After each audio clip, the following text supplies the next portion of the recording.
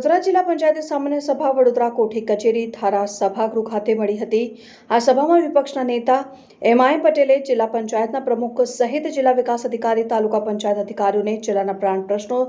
સંબંધે ઉગ્ર રજૂઆત કરી બરાબરના ઘેર્યા હતા। આજરોજ આયોજિત સામાન્ય સભામાં વિપક્ષના નેતા મુબારક પટેલ સહિત અર્જુનસિંહ પડિયાર, ડોક્ટર પ્યારે એ જિલ્લાની શાળાઓમાં 616 શિક્ષકોની ઘટ સહિત 256 ઓરડાઓની 79 શાળાઓમાં જરૂરિયાત સહિત વર્ષોથી ધોરણ 8 અને 9ના ધોરણના વિદ્યાર્થીઓને જિલ્લાઓમાં 900 સાયકલોનું વિતરણ નહીં કરાયાનું અને આવતીકાલે જાહેર હરાજીથી વેચાણ નહીં કરવા વિરોધ સાથે ઉગ્ર રજૂઆત કરી હતી। જિલ્લા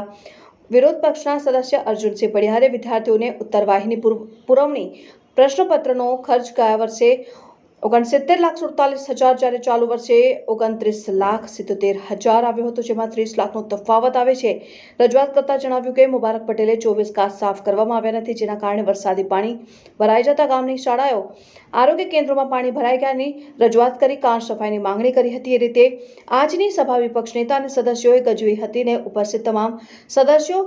છોબીલા પડી ગયા હતા। અધિકારીઓને પણ વિપક્ષના પ્રશ્નો જવાબ આપતા છોબીલા પડી ગયા હતા।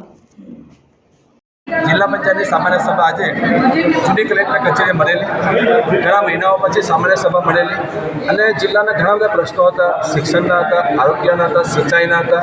અને જિલ્લામાં જે કાચ છે એ કાચથી પહેલાં દર વર્ષે સાફ સફાઈ થતી હતી અને છેલ્લા 2019થી કાચથી સાફ સફાઈ થતી નથી અને કાચથી સાફ સફાઈ ન થવાના કારણે ગ્રામ્ય વિસ્તારમાં ગામોમાં પાણી આવી જાય છે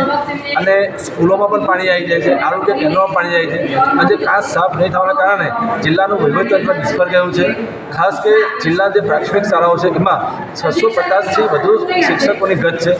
જિલ્લા તથા તાલુકા પંચાયતમાં અધિકારીઓની ઘટ છે અને એના કારણે જિલ્લાનો સર્વાંગી વિકાસ થતો નથી। ઘણી ગ્રામ પંચાયતો જે છે 250 એમાં ગ્રામ પંચાયતના ઇલેક્શન 2 વર્ષ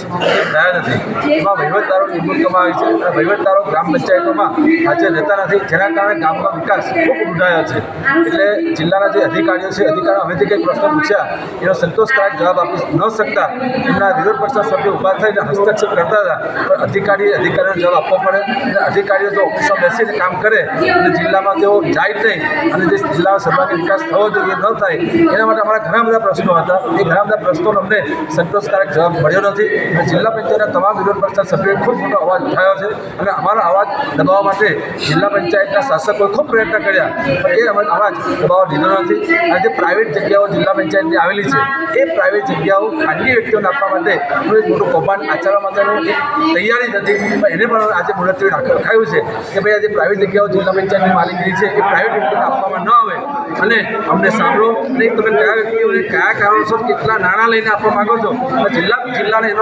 પંચાયતને કેવી આવક થશે, કેવી રીતે આવક થશે એનો પહેલાં નિર્ણય કરો, ત્યાર પછી એમાં નિર્ણય કરવામાં આવે, જેથી એ મુદ્દો આજે મુલતવી રાખવામાં આવ્યો